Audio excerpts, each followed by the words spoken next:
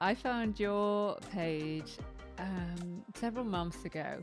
And do you know what I found? It was so refreshing that someone was actually taking on this angle of helping creative types in the industry, like turn into a profit. I just find that there's lots of cake courses online, there's lots of things on mastering your artistry in the cake industry, but there's very little content on actually helping keep business owners, cake business owners, or any other creative types in the industry because it is notorious for burnout and not making profit and, just working all the hours and coming out with pennies. I like the way that you call it the starving artist.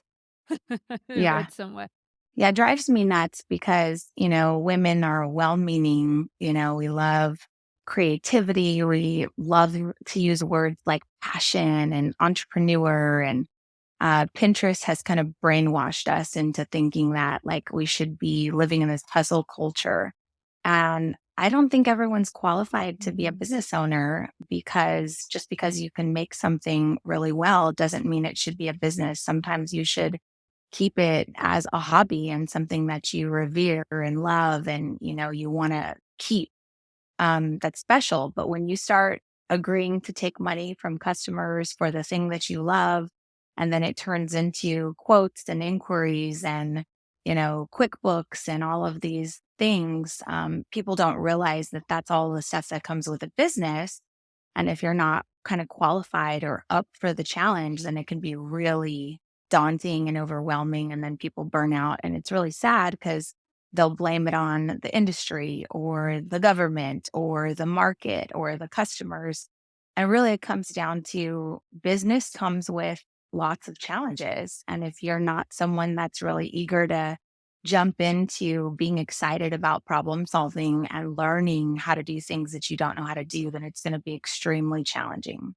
It's really interesting. I think we really got to go back here. I'd love to get into some of the really early years of Janelle. I'm talking your childhood a bit because you've Okay. picked up some kind of, Rachel and I were just talking about this. You've picked up some kind of determination and grit, and it's not like you grew up following the entrepreneur's path. You had the corporate life, right? But you've obviously picked up something along the way or been inspired by somebody. Maybe it's family members, parents, who knows, best friend. Where did you see or learn this idea of not giving up Mm. from? So, great question. Let's take it all the way back. No one's asked me this in an interview, but my parents got married when they were like 16 and 17 years old. It was like something that was forbidden in their families. So they ran away, got married. It was super toxic because what do you know about being in a relationship when you're 16 and 17? And they had me at 20. They were divorced a year later. And so my mom was a single mom. We moved from Northern California to Los Angeles.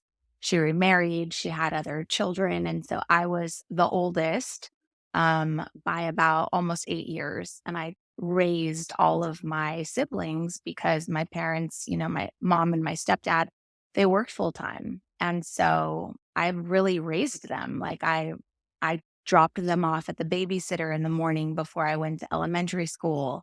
I picked them up on the way home from school and started dinner before my parents got home. And so, yes, you're right. I had to kind of establish that grit, and it was like survival. This is just what you do when you're in a big family, when your parents are working, you do it. There's no time to complain about it. You just have to kind of pull your weight. I think it's very different from what the kids experience now because they would call child services on you, if you made them Yeah, help exactly. babysit a sibling. And so, although I didn't like it, being truthful, and I've got a pretty rough relationship with my mom just for some of the things, that have happened, I do really appreciate that those things have happened because I do agree that they've turned me into the person that I am. And I wouldn't be that person without all of that. So, yeah, I had a lot of responsibility. Survival was embedded in me. We were used to making things happen with very little. And there was really no option to quit. My mom was a super hard worker. She's probably the hardest worker I know. always worked in a male dominant industry and held her own. And it was really important that she made it very known to her husband that I don't need you. Wow. You're here because I want you. And so I learned all that independence. And I think that has helped me then kind of get into a corporate career. Fun fact, I worked in a grocery store when I was really young, like 15. That was my first job. And then I got recruited after a couple of years when I was 19 by a regional manager that was in sales for AT&T Wireless. And he said, I come in here every week. My wife shops here. She loves you. You give great service. You should be in sales. And I was like, sales sucks. People are slimy. And he's like, no, you can work off of commission, blah, blah, blah, blah. I remember telling my parents, and they were like, oh, you don't want to get into that. You want to keep a safe job that gives you benefits, that has a union. And I was like, well, I don't understand because I could make a lot of money if I use my personality. And, so I did it anyways. And I wound up really quickly moving up the ladder at 19 years old with this company because sales to me is like just conversation. You get to know the customer, you see what their needs and desires are. And if you have a product that they're already inquiring about, your job is to just get them excited about that product. So I knew that with no sales training, like I would buy things at 19 that I was excited about. Yeah. So how could I get them excited? It, And so I remember winning tons of awards, really young, working for AT&T. And then a couple of years later, after working my way up there, I got recruited by another company that said, hey, we've seen you.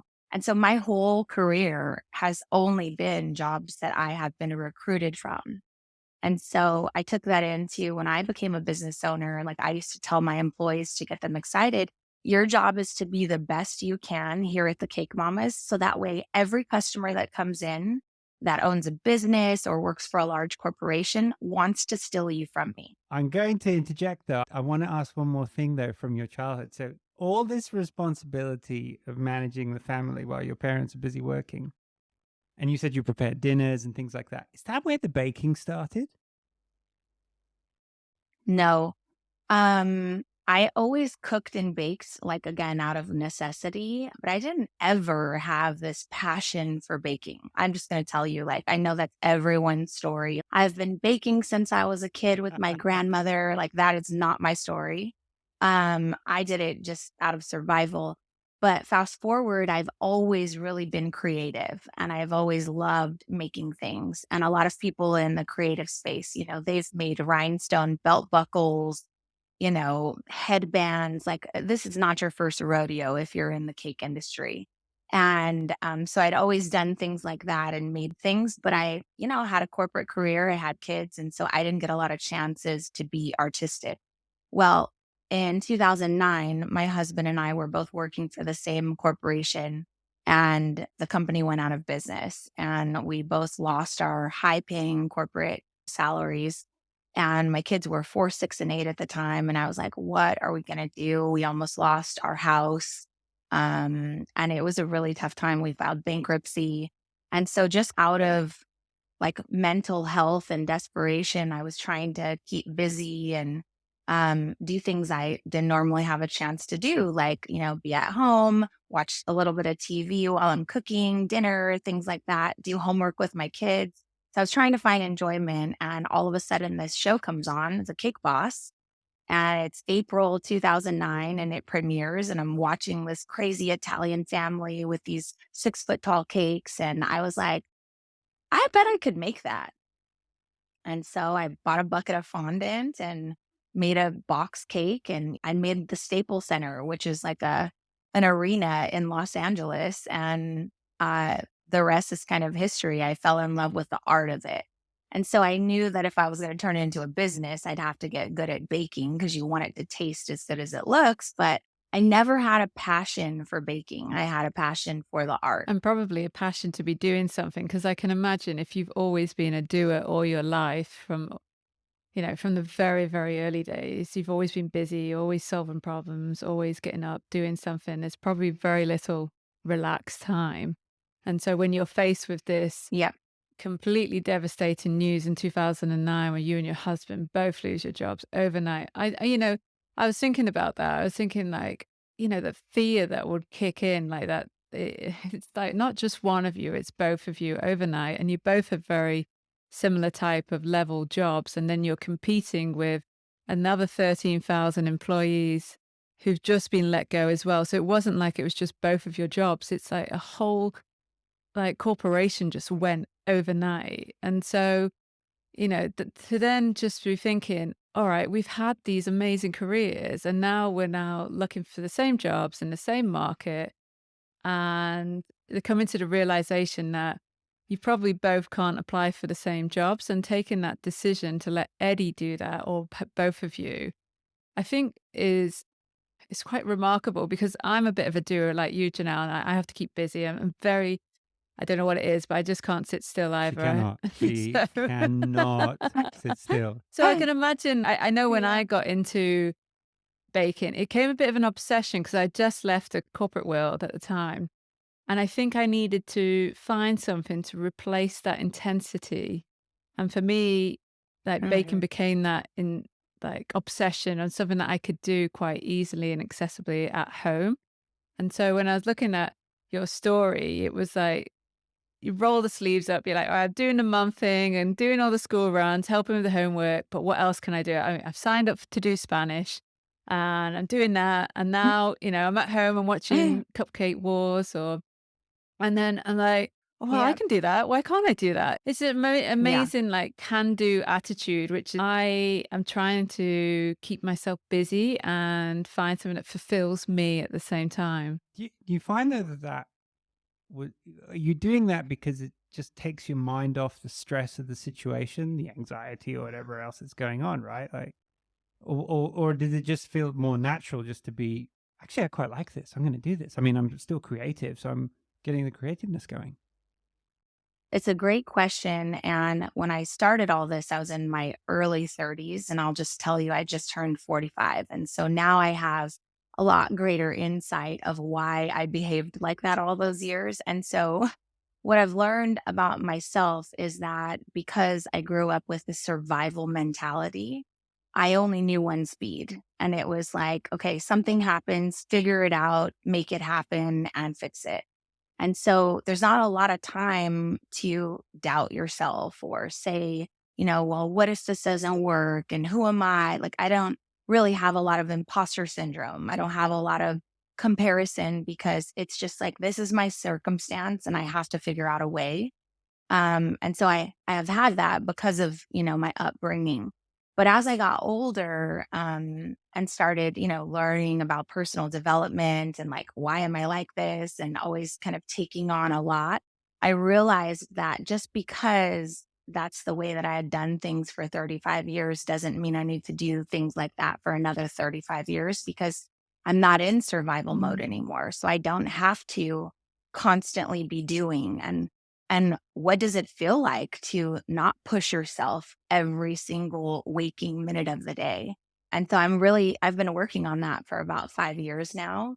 And being really intentional with the things that I say yes to and the things that are going to overextend me and take my joy away. And so, I kind of developed this mantra of like anything I say yes to means I have to say no to something else. Ah, And it's anything, like if you volunteer at your church and now the PTA wants you to volunteer at the school. Well, are you willing? Because you don't get extra hours just because your heart's in the right place and you want to say yes, right? So are you willing to say no to the church in order to say yes to the school? And same thing with now you've said yes to the school, but now you have this idea to start a business. Are you willing to maybe not make dinner 5 days a week and ask your partner for some help or your mother in law or whoever? Like, how do you find time to say, hey, I got to stop this in order to say yes before you overcommit? And I just think it really works for me. But a lot of people, it's so simple, they don't think about that. But you're never going to get more time just because you have a new obsession or a new hobby or a new business you want to pursue. So you've got to really be mindful of the life that you want to create and figure out what you're saying yes to that's not it's a serving you. learned behavior. I can't think in my, years of education, any school teacher, lesson professor sitting down with you for half an hour just to say, look, You're not going to understand this now, but in 20 years, you're going to look Right. back and go, man, I wish I was better at managing this or saying no a bit more often. I mean, it's like the nuggets of information that for some reason we just don't pick up earlier enough in life that has a profound impact on the Yeah. future direction that we take and the people around us. Well, one of my really like mantras that I tell my students, I've been telling my kids forever, like when the student is ready, the teacher appears.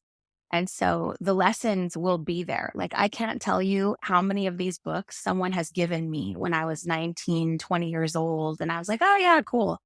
And, I never read it because I wasn't ready for it then. And the same exact book I bought at 32 years old. And then I realized, oh my God, I have two of these. I've had this since I was 19. And instead of beating yourself up about it, you can just say, I wasn't in the right headspace for that. So now that I'm looking for it, like the universe is giving me what I need. That happens to me all the time. I mean, Yeah, like it's so all interesting the you talk time. about that because it ties in with this dream that you had one night where you were running your own bakery business. And it was probably because you were quite invested in baking at the time and watching these cake shows at home. Mhm. So subconsciously, you're probably deep into that. But then you wake up, and I was talking to Half about this because you wake up and you go, oh, I had this crazy dream. You're talking it through with Eddie. And then it's this realization of like most people would just go, oh, that was just a dream and then move on with their day. But it really like stuck with you. And then, yeah, in conversation with Eddie, like realizing that his ex-wife, so the dream, for context, was with your Eddie's ex-wife, right? That you're running this bakery business. And so Eddie goes, yeah, well, actually, she did used to run a business and had this bakery business. And what I thought was interesting is that you then, follow up and have a conversation with her. And then this whole idea of setting a bakery business starts to spiral. Now, most people, if I reverse engineer that, would have just gone, that was just a dream. I'm just going to ignore that and just get on with my day. But for you, you then acted upon it. Have you had other experiences about that as well, where things have happened and then you've just, it might have come for a dream or a realization or an idea, and you've just ran with it because you've seen it as like a gift from the universe or somewhere? Yeah. I have, and it happens to me all the time. Like, especially when I'm intentional with like, I'll be honest with you. Like right now, my youngest daughter, I have three daughters. My youngest one just graduated from high school and she's getting ready to go. She's actually moving to London for university for college for the next 3 years. So I'm going to be an empty nester and it's going to be a new kind of season of my life. And I'm constantly like, listening to podcasts, reading books, kind of like, what's going to be my next thing? Tapping into something new, or do I need to take a class? I really believe that you got to put one foot in front of the next and start to explore things. And then the dreams come, or the connection comes, or the friend that you need, you randomly meet in the grocery store that tells you about this new career, and it happens to me It's all the amazing. time. And I think you just will it to kind of happen. Like I don't have control Mm. over these things, so I have to release it to the universe. I know it sounds kind of woo woo, but it's like I'm really good now at 45 of saying these are the things I cannot control. So I'm going to trust that everything's going to work out. Fun thing. I don't know if you guys have ever seen this show. There's a show on Apple and it's called Shrinking. No. Have you heard of it? Great show. And there's a guy in there and he says, everything always goes my way. Oh, I'm not worried about that. Everything goes my way. And so my family and I watched it and I was like, can you imagine if you lived every minute of your life like that? Like you just didn't worry about anything and you said, everything goes my way. I'm not worried about it. And so we've kind of adopted that and laugh about it for the last few months. And so right now, I had actually messaged you guys and said, I'm a little stressed out. I'm trying to find a property for my daughter so she can live somewhere for university. And today I told her, I said, you know what? Everything always goes our way. So we don't have to worry about this. It'll work out. And this morning she gets two emails saying like, hey, I'd love to roommate with you. I don't know if they're going to work out, but because I know that things will always work out the right way, then I'm just not going to worry about it because I can't And control it. also, So I try to live in that all the you've done time. everything in your power to do as much as you can as well. Because I don't always think that things just come. You have to push for it as well, right? You have to push Oh, some yeah. doors and make things You know happen. why? Because closed mouths don't get fed. You have to show up and do your Sure. part. And so, back to what you said, I am definitely obsessive. If there is something in my way, if there's something I want to get accomplished, something I want to learn about, I will obsess over it. That is definitely a trait that I have. I don't mind doing the research. I want to have more knowledge than everyone on this. So I dive in like fully, immerse myself. And then I'm like, okay, this is what I learned.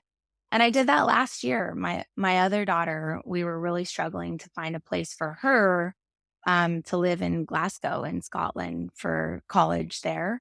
And the housing market was collapsing and there wasn't enough properties. And I woke up and had a dream one night and I was like, okay, what can I do?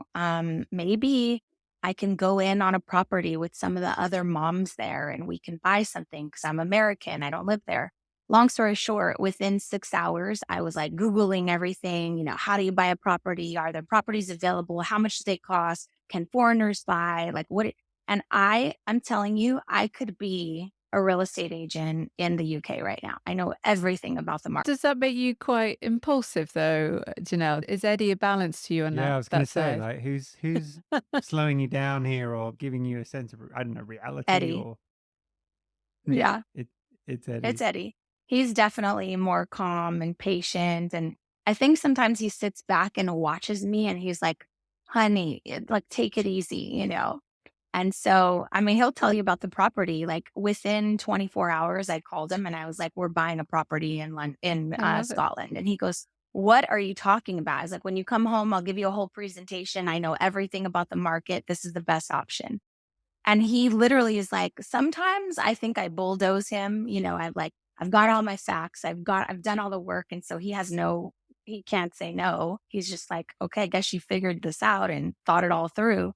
But he does balance me. He definitely is a lot more patient, thoughtful, thinks things through. And I'm like, let's go, Well, so buddy. you bring up something interesting here because I'm not going to jump around too much, just a little bit, because, you ended up starting this cake business with his ex-wife out of her kitchen. Mhm. And there was a point where obviously you outgrown the space. This is quite a common issue for a lot of bakers. You end up outgrowing the space. And then at that point you figure out, do I take the plunge and go get something to go work out of properly, or do I just make do? Did you apply that same impulsiveness to those decisions in your business at that early stage, or was it a little bit more reserved back then? No, 100% impulsiveness and, obsession. So they were high school sweethearts, very young. They never got married, but they did have two kids. And then, we were kind of co-parenting, but we didn't really have a relationship. Her and I would see her at soccer games, not a big deal. But after I had the dream, we started talking and then agreed to call it the Cake Mamas. I researched how to get it trademarked and, register the business. I had a website by the end of the week. And so we started baking from my kitchen, and it was a really weird experience for our whole family because imagine your ex is now in your home. Your kids are like, wow, my mom is in my house. And so there was a family connection there and like bonds that were made to me that tied us together. And so I was like, I want to make this work. That was kind of the why, right? I want the kids to watch their moms like build this cool thing. And so I was obsessed about how could we turn it into something really great that's got a solid foundation and we do it the right way. And so that's why I was like, I'm going to get a trademark so we protect it. And, then I learned about the next thing, which was we're outgrowing the space. We're making enough money. The profit is there. What's the threshold that we would need to be at? Well, financially, I don't know how much a bakery costs. I've never, ever worked in a food establishment. I never worked in a restaurant, a fast food place. So I don't know anything about food, kitchens, commercial, real estate, any of that. So I started, driving around my neighborhood and calling on properties. Who was I to call and say, hi, I'm looking to build a bakery. at this location, can you give me information about the vacant space? I didn't have money. I had a bankruptcy. I'm baking cakes from home. I don't have endless funds to start this, but I wanted to do it so that way I knew a little bit of the costs. And because I was asking questions, I would ask questions like to the real estate agent, what other questions do you think I should be Mm. asking you? Okay, well, then they say, well, what's your credit? How do you plan on paying for the build out? Sometimes the landlord will help you. So I learned everything about renting a commercial property for a kitchen. Some kitchens come already made. That's the best place to find for me because I can't afford to build out a kitchen. What are the most expensive costs? Well, grease traps, fire, sprinklers. So I learned this by just Mm. asking questions for something I couldn't even afford at the time. So, yes, I was obsessed about that. Then I kind of went back and said, okay, this is our budget and this is what we need to work toward. So then 16 months later, we outgrew the house. And then it was like, I knew what the price per square foot was, at what the going rate was in our neighborhood, because I'd done that research for a year when I couldn't afford it. And now I had real estate contacts, hey, this place is available. And so, yes, I've always been obsessive, always done the research, and always been very methodical about it because I just don't think that you should be jumping into something that could be really detrimental to your household, your family, financially, your mental health. And I think a lot of times people jump in too soon without knowing what's kind of around the corner. And you're never going to know everything, right? But I think you should. I use the term like secondary consequences. So you start a business at home. What's the secondary consequence? You're probably going to run out of space at some point, right? Another secondary consequence, if you're just alone, you're a solopreneur, you're probably going to get to a place eventually where business is too much for just you. Those are secondary consequences you should be thinking about even when you just start. A secondary consequence of somebody that's wanting to sign a lease and open a bakery is how will I find employees? What if I'm not a good leader? How do I get new customers in the door? Like you have to be thinking of secondary consequences every time you take the next step so you can start to just anticipate some of the things that might be a challenge for you. And I think that one tip alone will just help anyone that's trying to start a small business. If you can start anticipating secondary consequences, then everything's not just a shock for you and you're not freaking out and you're not overwhelmed and you think everything is so hard. Like every time you go up a level, there's new things to learn and there's new challenges at that level. And I think that people don't really consider that when they get into entrepreneurship. It's very interesting. I think watching your life though, it's been things that have happened that you just haven't foreseen in many cases. So obviously connecting with your husband's ex-wife and opening a business is one of those, random things that you're just not going to picture being part of your plan. But then another one is around when a television show approaches you and says, hey, why don't you come on our show? But as I understand it, you didn't jump on that at the very beginning. And I can't say a lot of people would do what you did. Can you walk us through what happened at this point when the Food Network came to you and said, "Hey, we've got this show, come on it." Yeah. We had the website that I researched and put out there, and it said the Cake Mama's story, the ex and the wife, and we're a family business. And we wanted to share that because we thought that it was an important part of our brand, and we wanted to be a business that served the community and the families in it. So the story kind of took off, and people were like, wait, are you really working together? Somehow Food Network got a hold of it and they immediately contacted us maybe 3 weeks or 3 months into us running this business and asked us to be on Cupcake Wars, which was the hottest show at the time. And I was like, thank you, but no, thank you. We don't even know what we're doing at this point, and we're already busy.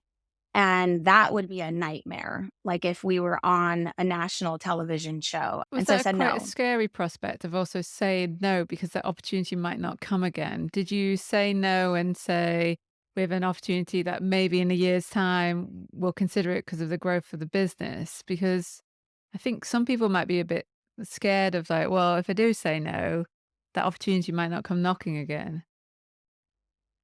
Yeah, I think opportunity is a word that's romanticized, right? And it happens all the time for small business owners. Like people will say, "Oh my God, I have this opportunity to participate in this wedding show, and they're going to have me set up a table and this." And I'm like, "Okay, slow down. Is it just you? Do you have 5 kids? Do you have the time for this? Do you have the budget? Like, have you done the research? Who's actually coming? Is this going to be beneficial for you?" When you ask all those questions, it turns out like she's a one-person show. They want 10,000 treats by next week. Um, it's in a city that's 5 cities away from her house. So you'll never get those customers, right? And so they're not really thinking it through because you're so desperate, I think, in the beginning, and you consider everything an opportunity. And everything is not an opportunity unless it suits where you're at in your business, right? And so I think you have to slowly get better at discerning, is this good for me right now, or is this going to be really hurtful or harmful to the business? And so I just knew that we couldn't handle that. It was not an option to do that. So I didn't think of it at the time as a missed opportunity. Now they reached out a couple more times. And then when we got our storefront, they did call, and we had been in the business like only for a few months. And I was like, we still don't know what we're doing because we're new to the, brick and mortar space. And I don't know if we have the staff to support us if we leave. But I think this is now the time for us to lean into this opportunity because we need customers to come in the door. And this is basically a free commercial that will be nationally Mm. syndicated. And will we be able to hire more people to kind of help support it if it takes off? And the answers to those questions were yes at the time. So we said yes. And I will just tell anybody that's interested in like going on television, there's a couple of things like they're looking for big personalities. They really don't care if you win or lose. They want a good show. So the viewers like it. They're looking for the drama. So you can't take yourself too seriously about winning, right? And then I'll just be honest, it doesn't matter if you win or lose, it's a free commercial.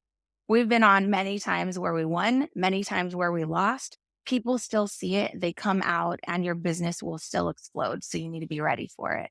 And so that's what happened. We went on the show, we happened to win, and the business exploded, and we hired a ton of people. And I mean, I think we went from a monthly revenue of like maybe $8,000, like trying to get to $10,000 a month, to all of a sudden the first week that it aired, we might have done close to $30,000 in the week. Wow.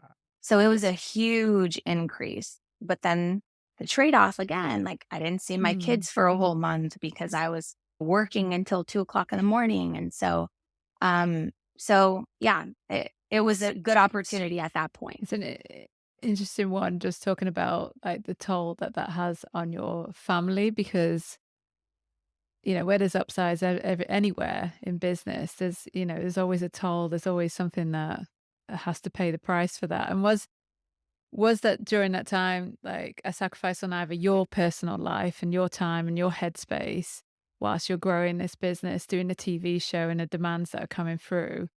Was it also on your family? What was your mental health like during that period? Mental health was not a key phrase at that time, Very true, 2010. So actually. It wasn't, nobody was it? talked about it. You just did Yeah. it.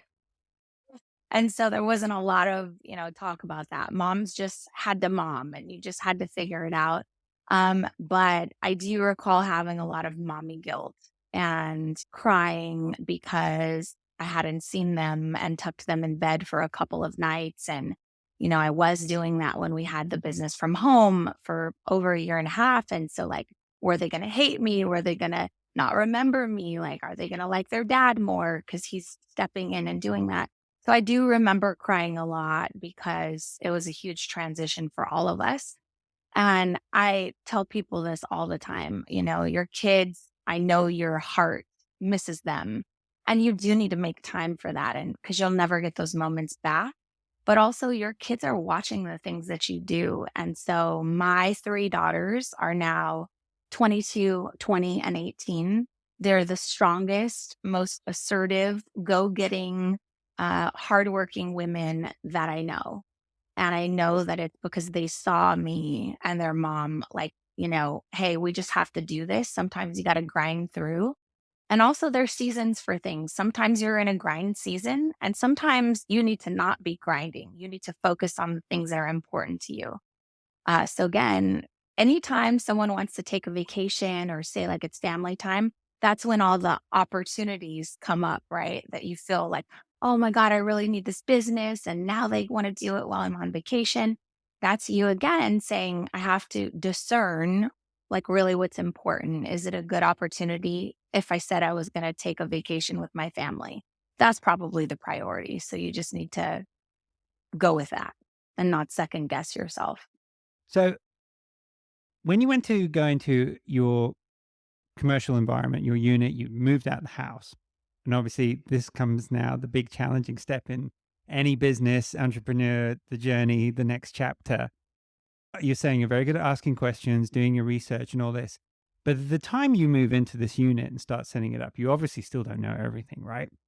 Staffing requirements, equipment, what you're going to need to really get things going. So how did you manage and navigate that part? Was there someone helping you? Did you call on somebody? Did you just keep doing more and more research? Did you send Eddie out to go and help you on this? Like, where did that assistance come from to help that transition? Yeah, all of the above. There's a lot of Google research. What kind of equipment do you need for a bakery? I mean, you'd be surprised what you could learn on YouTube University. So there was that aspect. But then remember, for a year, I had made connections in the community with like other restaurant owners, asking them about their rent and like, how long is your term? And, oh, you have to have an attorney look at your contract. Do you have an attorney's phone number? I didn't have an attorney's phone number that did commercial real estate. So I just kind of was collecting things and like, I was like picking up the clues. And then I had a real estate agent who was supposed to be contacting me if a kitchen became available. And so she called one day and she said, there's a woman that's building a bakery on Arrow Highway in your community. And I said, no, there's not. I know all the construction. I know every vacant property in the city. And she said, no, she's building it. You should go meet her. Her name is Shirley. So I pull up, I mean, literally, I get in the car, I go, and I'm like, hi, my name is Janelle. I heard you were building a bakery. She was an older woman, retired banker, and had always made cookies. The classic story. I grew up baking with my grandmother. I had a corporate career, and I've always wanted to own a bakery. So now that I'm retired, I have all this money to build my dream bakery and start my business. And so I was just in awe. Remember, I'd filed bankruptcy a year ago. I have no money. So I don't have anything that this woman has. And she's building this dream bakery. And so I was like, well, can you show me? And so she brought me in, she showed me, and I was like, being really transparent. I'm desperate to find a space. This is what I have going on. And she said, you'll find a space. Don't worry.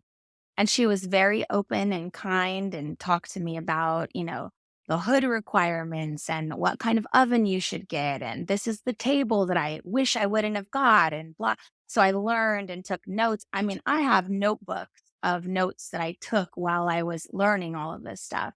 And she was just really kind and open and told me the mistakes she had made and the contacts she had made at the city. And she's like, if you do build something, let me know because I know Jim down at the city. And I was like, oh my God, this lady's gold. And so she became kind of a mentor, but I also kind of mentored her. She was older. She didn't know anything about social media. She didn't want to grow. So we were not competitors. She did not want to do custom stuff. She just wanted to bake cookies for, you know, the city council, and she didn't care about money. I was a little bit different circumstance. And so we worked really well together. And the funny thing is I wound up finding a place that was already built because that was my option. We've only had to pay first and last month's rent, paint it, and then we were in business. Like, I mean, so many people that I work with, a lot of my students are like, I got approved for a $400,000 loan and I'm going to start construction next week. And I'm like, how much money are you making from home right now? Because that is a huge chunk of debt that you literally don't have a proven concept for to know if it's actually going to work. And so, anyways, we took the plunge, signed the lease, and Shirley still was somebody that I would like often pull up and be like, this is what's happening. What do you think about this? Where do I get this? So she helped. Fast forward, we had gone on Cupcake Wars. It had been maybe a year since we were open. We were busting at the seams because our bakery was way too small. And Shirley called me and she said, I have something to tell you. I'm selling my bakery. I'm sick and I need to get rid of it. And I just started crying. She had spent, $250,000 building this beautiful dream bakery. And I was like, well, what if we find somebody temporarily to take it for you? And she said, Janelle, you don't understand. I need to get rid of it. And so I was trying to help her find a buyer. She didn't like them. She wanted it to have a really good home. And she wound up selling it to me for pennies of what she could have gotten it for because she knew that we would be really grateful and do something amazing with it. And so I wound up buying it from her about a year and a half later. So you never know who's going to cross your path. I got chills saying that. And I just think that's one of those examples of you never know how things are going to work out, but they're always going to somehow be the best option. That's amazing. And then also that you're so open and receptive to it. So, you seem like, strike me as a person that would ask a lot of questions of everyone and see what you can learn and extract from a genuine and quite authentic way so that you can learn and become a better person. And actually, like having those conversations that you were with just the local restaurants and, you know, contacts upon contacts, you just never know what the next person can lead you to. And for you, it turned out to be, it was Shirley, right? It was a name? Shirley. Shirley, And, I am sure that you brought to her so much as well. So a beautiful partnership, but just by being open and listening and not seeing that person down the road as being a threat. Because I think often in business, we're pitched against each other, or we see someone being, yes, especially females as well, like that business is that other cake business down the road. They're going to take me out of business. So just those conversations and being authentic, that you can actually lift each other and help each other out. And, it's such a lovely story, right? Yeah, you just never know where you could things just go. learn so much from people, like you guys have answers that I don't know of, these even questions to ask, right? So unless we kind of talk and we openly share and get to know each other, I have no clue what you can offer my life and what I can offer you. And so I think that, I would just say like one thing that helps me, I'm genuinely curious of all things. Even if you have like a political outlook that I think is really, God, like, why do you believe that? I'm really curious to know how you got there. It doesn't have to be what I believe in, but I'm genuinely curious. Like, how did you arrive there? So I think Eddie and I have the ability to have really good open dialogue with a lot of different types of people because I'm not offended that you don't believe or have the same experiences that I do. You know, we were all raised differently. We all were raised in different parts of the world. We should be different. And so we've tried to raise our kids to also be very curious. Don't be judgmental. And I think that that's a really good lesson in life and also in business. You'll get tons of answers that you don't even know you're looking for. So I'm curious about something. I want to Okay. understand why you switched from running a cake business to then transitioning to saying, you know what, I could probably better put my time and energy and effort into helping people create a more profitable, successful, happier cake business for themselves. There was a transition that happened in your baking career. I want to say approximately around 2017. So you've been doing this, Cake Mamas have been running for many years, and things. What was going on here? Were you getting tired of it? Was it just an idea? Was it people coming to you saying, "Hey, we need help"? Talk us through what happened here. There's a couple of things. I think the word passion is thrown around so much. People get into the baking industry because they're so passionate about baking. Well, you could be passionate about baking, but then be a terrible business owner. And so for me, I was passionate about growing a project that I wanted to make successful. I was passionate about, being the best bakery in town and making sure that people loved our products.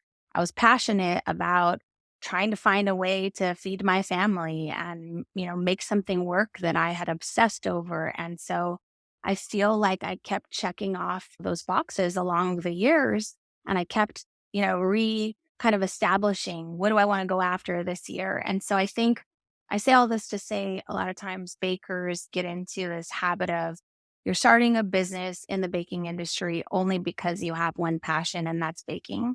The reality is, when you become a business owner and you sign a lease and you have employees, you need to be a lot more things, and baking cakes is the last thing you need to be doing.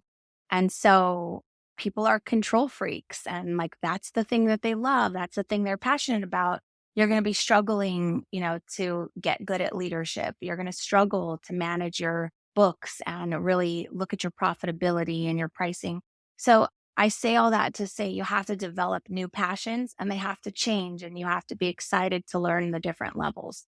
So I did that for many years. And I became obsessed with, hiring the best employees and getting out into the community. And then around 2017, I had done a really good job of removing myself from the bakery. Like that's the goal, I think, of a business owner, is to say, we're a well-oiled machine. The business can run with me now being a mom and taking a vacation.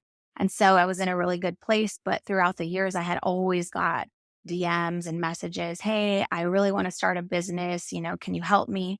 And quite honestly, I didn't have the time to help anyone. It was like, where do I even begin? I've done 10 years of research. You should start now. That's what I wanted to say.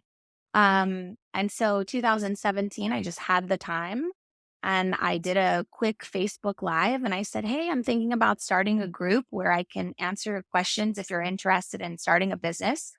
I think I'm going to call it Cake Sense, CENTS, because I don't want to teach you how to make cakes. I don't care about your decorating, but I want you to make money in the baking industry. So if you want to talk about business, then, get into my group, I guess.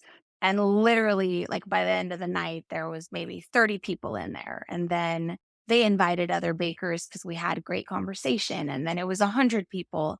I think today I'm barely on Facebook now, but there's about 14,000 people, I think, in that Cake Sense group.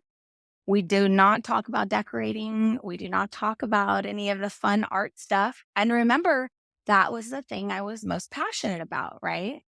But the thing is like you have to be passionate if you're going to turn it into a business about business and numbers and profitability. And you got to do the thing that maybe you don't know how to do. So that's really, I think, my strength in the baking community is like, you can go learn that stuff from anyone. I don't care how well you cover a cake and fondant, frosting. Doesn't matter. You can have the most beautiful and amazing things and be the most talented decorator in the world. But if you're not making money, then there's a problem.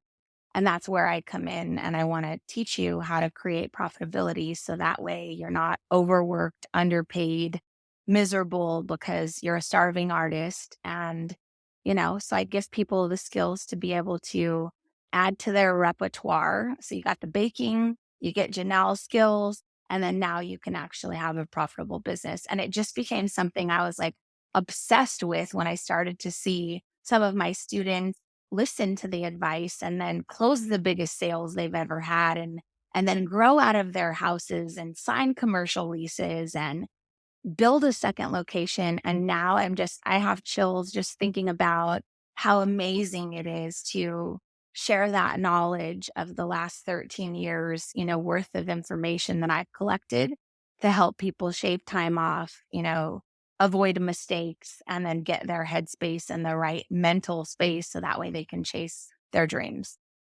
It's so cool. It's such an interesting journey.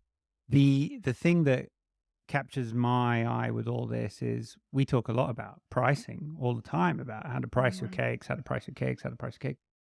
But that really doesn't capture the essence of profitability in the business. It's still just one aspect. And I really enjoy watching your Instagram stories and reels because you're very good at juxtaposing the baking bit with real facts around, things you're doing wrong. Or, how have you thought Right. about this? Just common sense stuff a lot of times, but then other times it's just other things where you just think, I never really thought about this from that perspective. And that's why I really like what you're doing. And I feel like it's such a beneficial thing to a cake maker starting out today. The resources that they have available to them today really should ensure their success.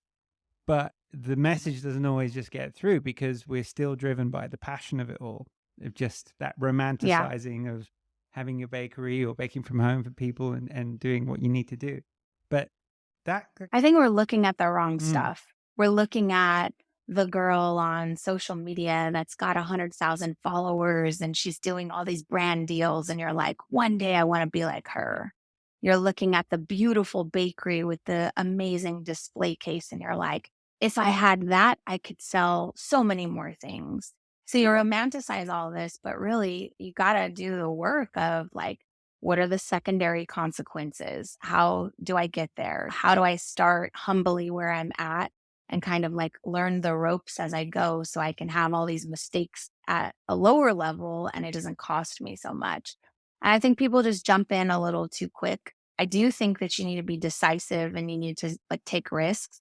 But I think there needs to be some sort of proven concept in what you're doing. You can't just have an idea and then build a brick and mortar. That's not usually going to be very successful.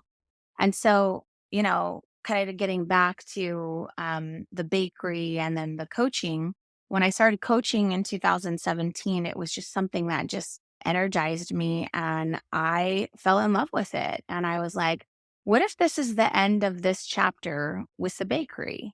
Because I really believe that people should always be growing and learning new things and stepping into new challenges and learning new industries and redefining yourself.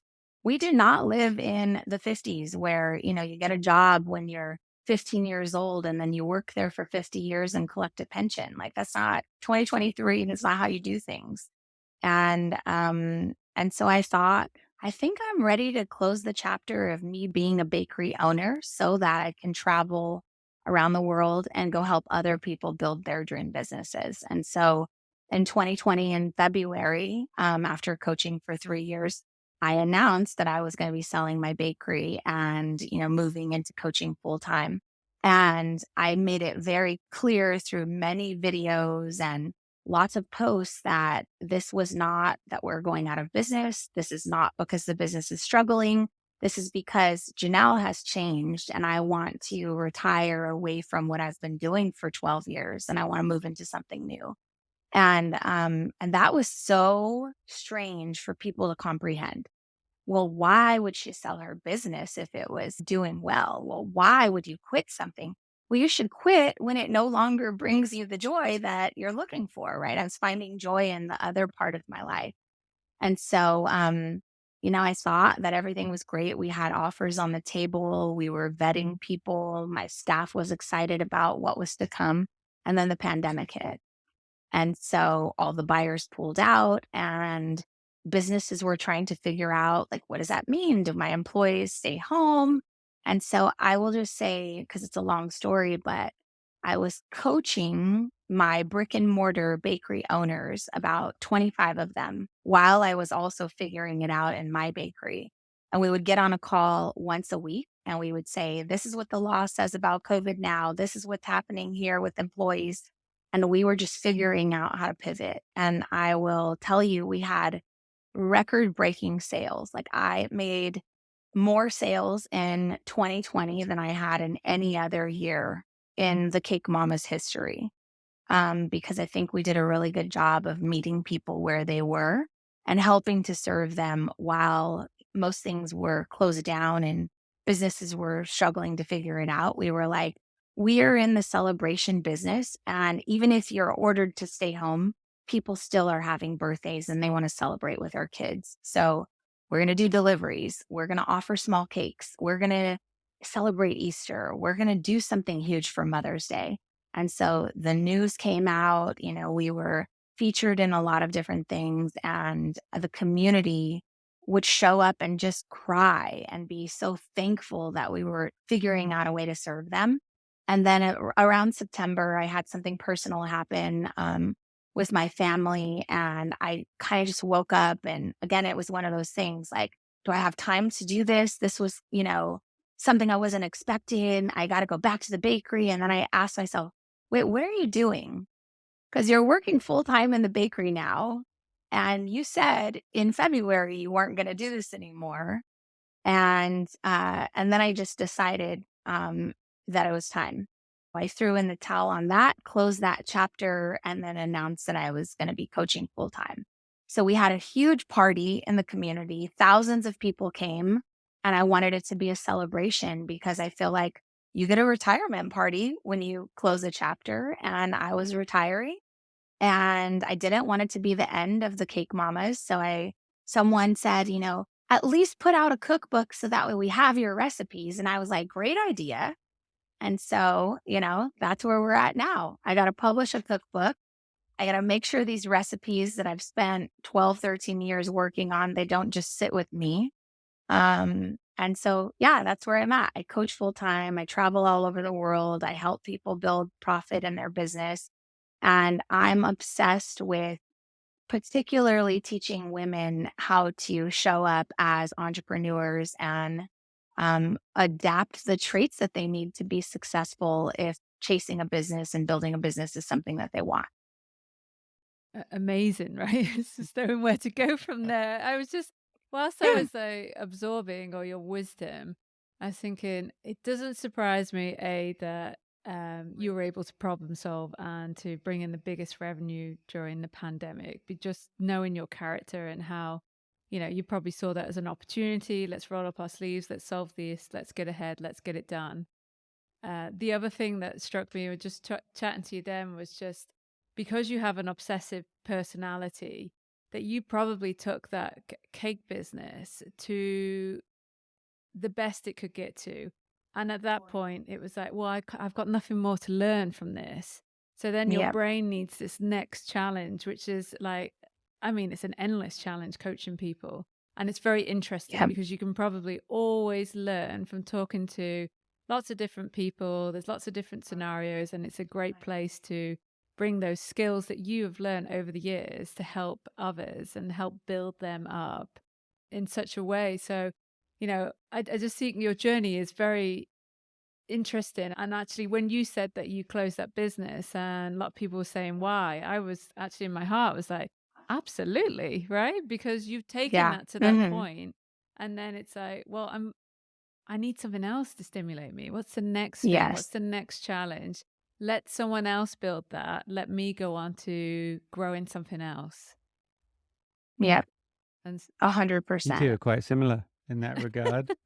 I feel like, Let's start a business yeah, together. I mean, I can just see it's, but then, so you've got this podcast with Eddie that you've now had over Mhm. 200 episodes of, which is just incredible. Mhm. As we're counting this, we're thinking, I've listened to quite a few actually. So I take the dog out for a walk pretty early in the morning, and I've been listening to your podcasts. And you and Eddie are such a great inspiration. You're like the real motivators, like that get up and go, and you can go do this. And you talk very honestly and authentically about challenges that are in your personal life and things that you've had to overcome. And it's very authentic. And I just think that it resonates. Like I come back after I've walked the dog and I'm like, I feel quite inspired because you're very uplifting Oh, and thank encouraging. you. So I encourage That everyone means to a go lot. and listen to you've done over 200 The Push episodes now. yeah, podcast. 200 episodes of the Yep. Push podcast. That's right. It's amazing. It's Yep. so good. But, we could keep talking to you for a No, long no. time, but unfortunately, we're going to have to wrap it. We end all of our chats with a little quick fire question round. First thing that comes to mind, you can explain it or you don't have to. And I'm going to ask you the first question, which is, do you prefer American buttercream, Swiss meringue buttercream, or fondant? Swiss meringue 100%. However, when I opened the bakery, we had nothing but Swiss meringue, and I got the worst Yelp reviews and feedback because obviously people in my Oh, neighborhood yeah. don't like good stuff. And so I had to change it immediately because people in the community were not, they didn't share my same taste buds. And that's just something for like, bakers listening is like, you don't create a business for you. You don't just sell what you like, you sell what customers want. And so then we wound up shifting everything to American buttercream. And I was pretty pissed about that, but we had to give them what they wanted. So Interesting. Just before I go on to the next question, I'm really curious. Do you still bake now? no, I hate baking. Okay. It's something nobody knows, right? People still say, "Oh, do you think you could make a cake?" I'm like, I don't even own a pan at home. I don't have flour in my home. I don't want to make a mess of my kitchen. I had a commercial kitchen, 2 beautiful commercial kitchens. Why would I ever do that? But I do sometimes for like, very close family, but it's not for profit. It's not something I would ever want to do from home. Probably did an No. overkill of it for many years. Exactly. Yeah, why would I want to do something I did for a living for like 12 years? No way. Exactly. All right. One aspect of baking you won't compromise on. Creativity. I think that in 2023, everybody, has a basic chocolate cupcake, a basic cinnamon roll. Like, you've got to get really creative if you want to create a product that's going to stand out in the marketplace in 2023. All right, very good. Next question is a baking book from your bookshelf that's beautifully on display behind you that you may like to share. I don't have a baking book because again, I Yes. don't really like to bake. We tested recipes and kind of tweaked things. And so I don't have a baking recipe book, but one of the books I share with as many creatives as I can is this book. It's called Still Like an Artist. Oh, And it's amazing. I think you should listen to it in Audible. Like I listen to audible.com. And it's about no ideas are really original. And if we as artists, tap into some creativity that's already out there and then give credit to the artist, then we can collaborate more in the artist world. And so I think this is a must read if you're a creative. very cool. Still like an artist. I Yeah. might have to use that for our vacation. Huh? Yes. Yeah, absolutely. Grab it. Listen to it. Get the audio version. Yeah, exactly. Who would you want to make your next birthday cake, or do you have cake? I love cake. I love all pastries. Who would I want to make it? I know you guys interviewed Jenna Ray's Cakes. They have got a huge following. Loved their story, listening to it on your podcast. If I was in Canada, I would definitely say them. I've got a friend that owns a bakery, B Cake NY in New York, and I love her. And I know she does lots of celebrity cakes. I'd like her to make my birthday cake if I was in New York. Sounds good. Sounds good. Well, for those of you listening in New York, I don't know if we do. Yeah, I'm sure we have a couple. Go check her out. That'd be great. Well, listen, Janelle, Yeah. that was amazing. Thank you so much, honestly, for taking the time to just give us some insight and a window into some topics that you may not have discussed before on previous podcasts and such. So, we really appreciate that. It's just nice to get to understand who you really are. And you're so inspiring. Thank you so much. Janelle, that your story honestly, it just inspires me. And I think like there's so much to learn. And I just love that you're this energy in the world and you're helping others and you're helping a lot of female-led businesses as well.